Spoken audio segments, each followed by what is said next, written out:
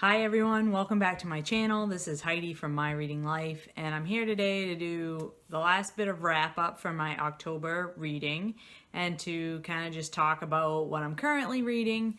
A big part of this is going to be I did a little review of a book I completed in October called Sleeping Beauties, but we'll get to that in a minute.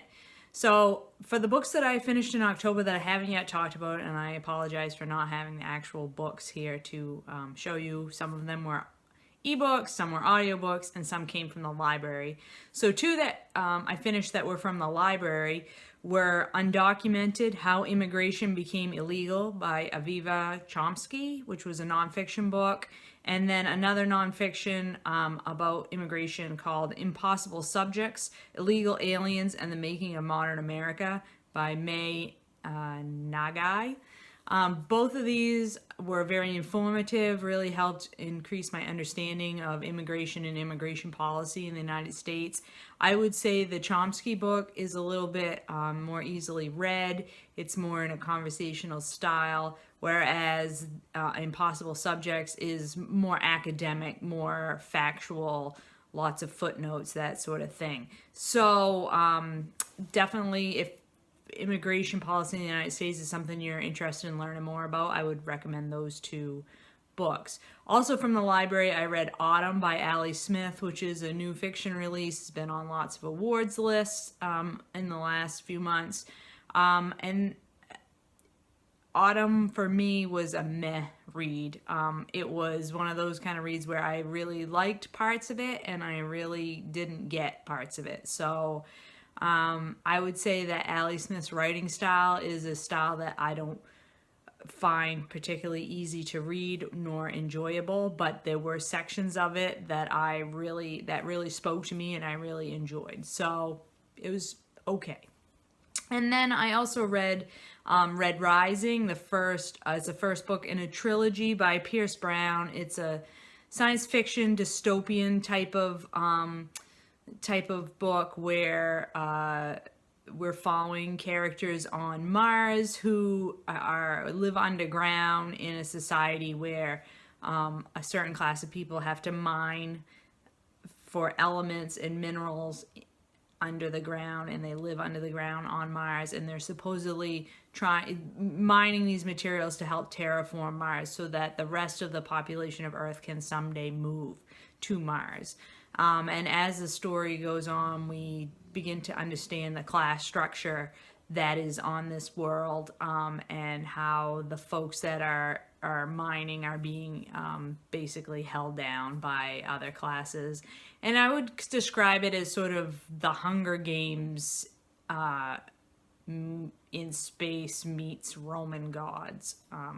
It was fairly enjoyable, and I will probably go on to book 2 in the trilogy at some point. And the other book that I completed in October was an audiobook, Sleeping Beauties by Stephen King and his son Owen King. This was a rather large book. It was something like 26 hours on audio. And while I liked it for the most part, I felt that there were problems with the book. It was very enjoyable on audiobook. It's fast paced, but it's written in a style where the chapters or the sections are very short and choppy. And you find out at the end, there's an interview at the end of the book between Stephen King and Owen King where they're answering questions about the process of writing the book. And you find out that they had originally intended this to be a screenplay. And I can definitely see that this was meant to be a screenplay originally.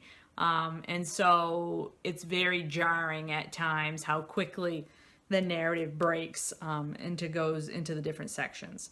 But before I get into that, I should really give you the general synopsis of what this book is about. So Sleeping Beauties is a horror story, and the premise of it is that there is some sort of illness or plague that hits the world all at once, where when women fall asleep, they do not wake up. And in fact, a cocoon grows around them. And if you take the cocoon off them physically, they attack you.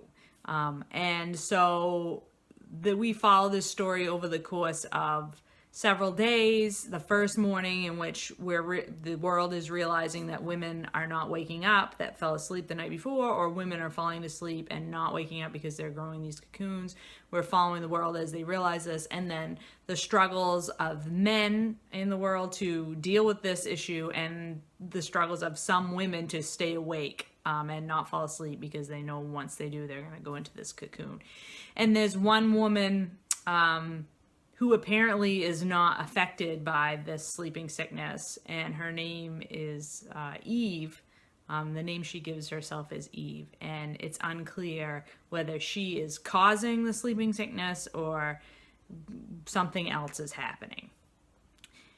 And there are so many characters. We're basically just following characters in one town in the Appalachian region in the United States.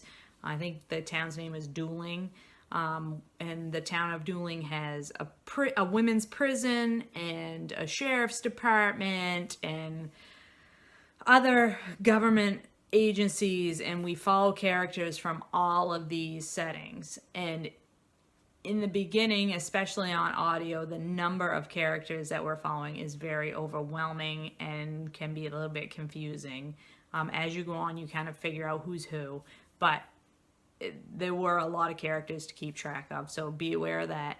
And then there's extraneous storylines about the wider world, some of which end up tying into the overall narrative, and some of which I don't feel ever really did tie in. So they felt very extraneous to me and could have been cut out easily, and probably should have been cut out.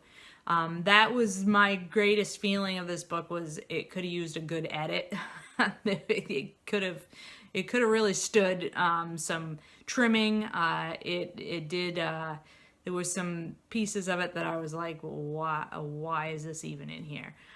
So, as usual, when I love Stephen King, he's one of my top favorite authors of all time. He writes a tremendous story. His characterization is something that I truly love.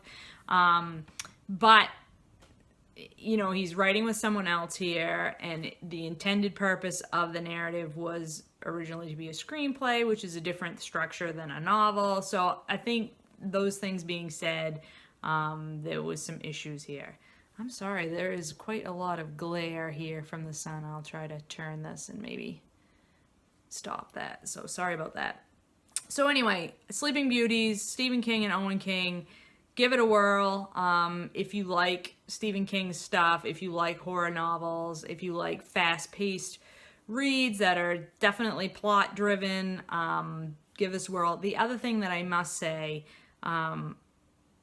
this book is heavy on its social message. This book is very heavily... Stephen King has been very vocal about his dissatisfaction with the current administration in the United States. He's very liberal in his politics, and these things come through in the book. I myself am liberal, and I am definitely a liberal about social issues, but I felt that this book became a little bit too much of a lesson, in morality and values, and a little bit less of just a good story. And especially at the end, some issues were pigeonholed or shoehorned into the storyline for the purpose of, sending a message or teaching a lesson that I felt were not necessary to the narrative. So, if I'm reading nonfiction, it's one thing. Because I'm here for the message, I'm here for the learning. If I'm reading a horror book, I'm a little bit less, I would like my fiction to be a little less on the nose with its social messaging. So that was my other problem with Sleeping Beauties. Okay, so that's it for October. And now on to November and what I'm currently reading. It is Nonfiction November, and I have been very excited to start Nonfiction November. And so I am currently reading 3 nonfiction that all tie in together. First of all, my audiobook is We Were 8 Years in Power by Ta-Nehisi Coates, which is a collection of 8 articles that he wrote for The Atlantic magazine. over the period of President Obama's administration. And with each article, there is an introductory section which explains where the author was in his head during that time when the article was published, and sort of explains a broader context in terms of the author's life in the culture. It is excellent. It is really, really, really great. I'm about 3/4 of the way through it. I'm loving it. I'm enjoying it more than his first book, Between the World and Me. I just think it's very, very well done.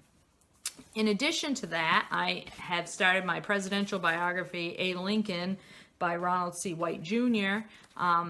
So far, I'm just about 50 pages in. It's very well written, super interesting. Already have learned tons of things about Abraham Lincoln that I did not know. So very much enjoying that. And then from the library, I have White Rage, The Unspoken Truth of Our Racial Divide by Carol Anderson, which is fitting nicely with the Ta-Nehisi Coates and the Abraham Lincoln biography. This is sort of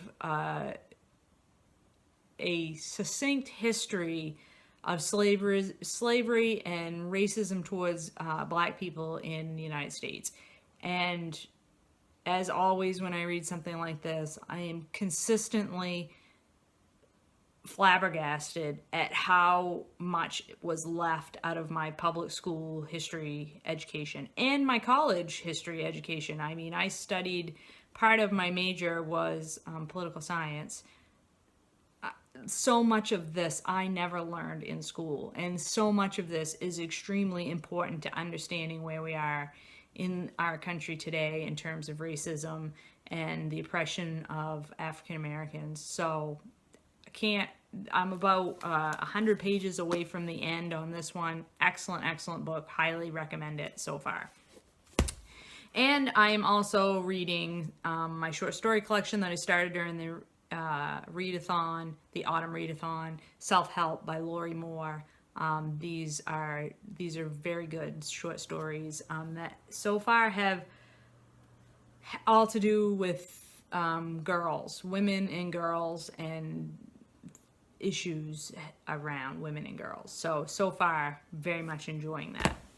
I did go to the library today, and I could not control myself. I had to return some books and renew White Rage.